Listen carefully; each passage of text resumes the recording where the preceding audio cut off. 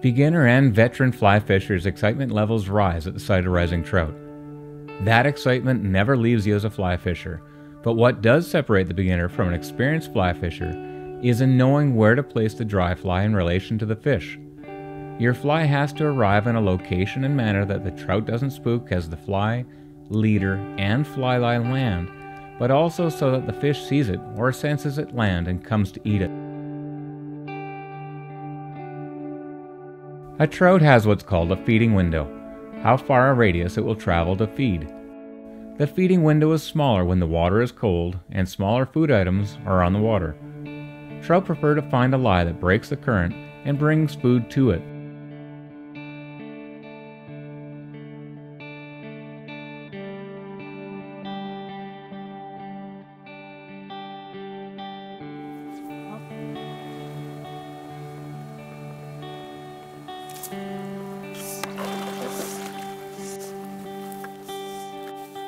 Generally, the feeding window is larger in stable, cool water where larger insects and food items are present.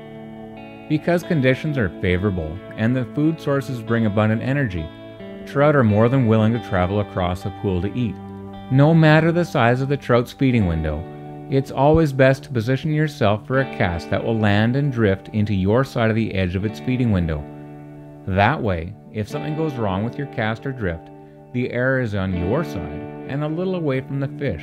If you cast across the trout, you've exposed yourself to countless things that can go wrong, but the most dire is a bad cast that crosses the fish with your leader or fly line. Also, drag that swings the fly across the nose of a trout may get an inspection, but will likely get a refusal, and now that trout is suspicious and considerably more difficult to entice on your next cast.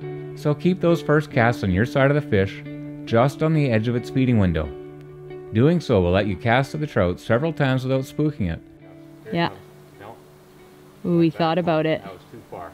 Too far out of his zone. His window. Do that same cast, just go a bit left again. Okay, we're going to take that, is he?